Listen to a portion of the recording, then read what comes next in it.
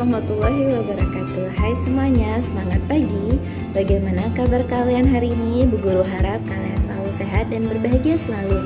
Masih bersama Ibu Desi Liani. Hari ini kita akan melanjutkan pembelajaran tema 2, Persatuan dalam Perbedaan, subtema ketiga, Bersatu Kita Teguh, pembelajaran kelima dan keenam. Baiklah, sebelum kita memulai pembelajaran, ada baiknya kita berdoa terlebih dahulu. Berdoa dimulai.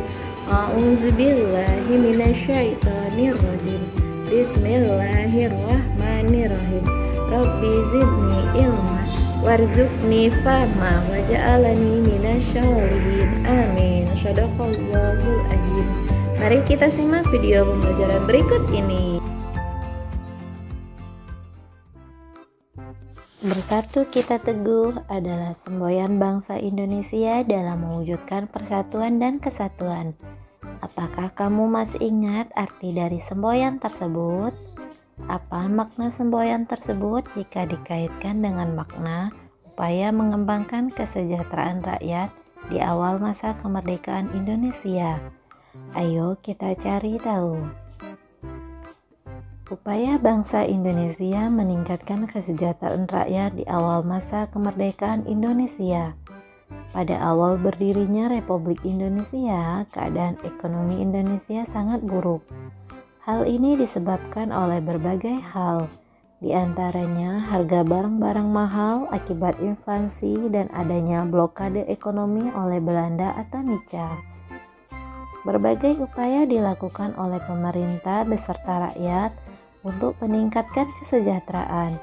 Di antaranya, pada awal kemerdekaan, pemerintah dan rakyat Indonesia belum sempat melakukan perbaikan ekonomi secara baik. Baru bulan Februari 1946, pemerintah mulai memprakarsai usaha untuk memecahkan masalah-masalah ekonomi yang mendesak. Upaya-upaya tersebut meliputi pinjaman nasional. Program pinjaman nasional ini dilaksanakan oleh Menteri Keuangan, Insinyur Surahman. Pinjaman nasional akan dibayar kembali selama jangka waktu 40 tahun.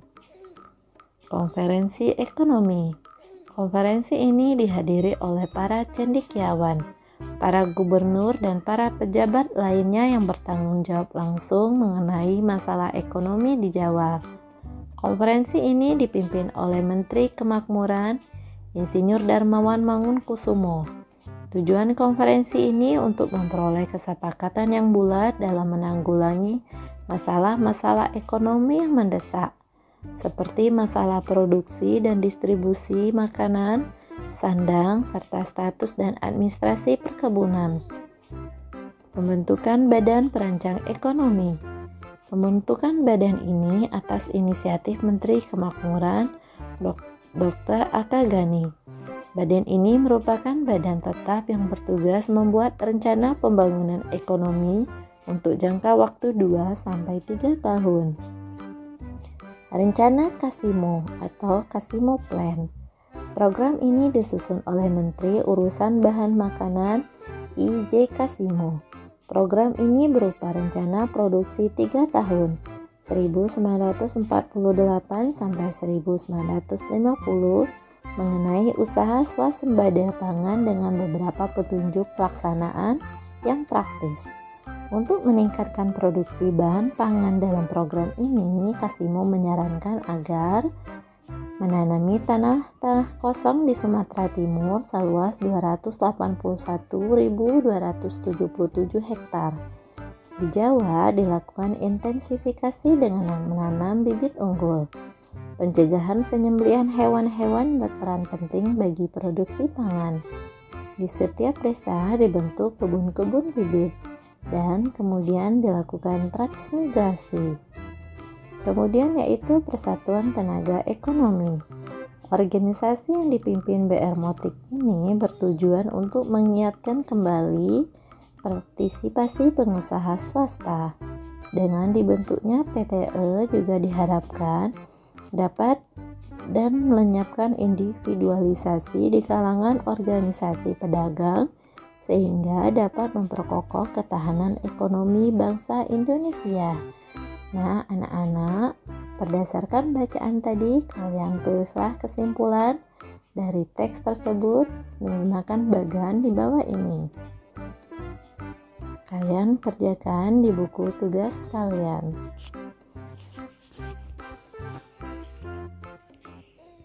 Kerjakanlah evaluasi berikut ini.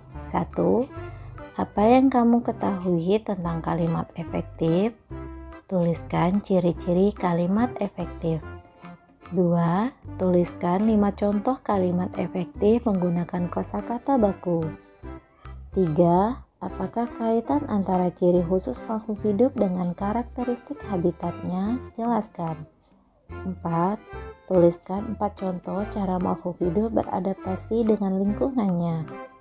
5. Jelaskan makna proklamasi kemerdekaan. 6. Jelaskan manfaat persatuan dan kesatuan untuk kesejahteraan rakyat NKRI.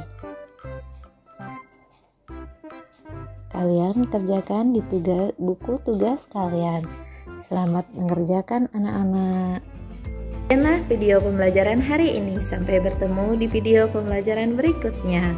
Wassalamualaikum warahmatullahi wabarakatuh. Dadah semuanya.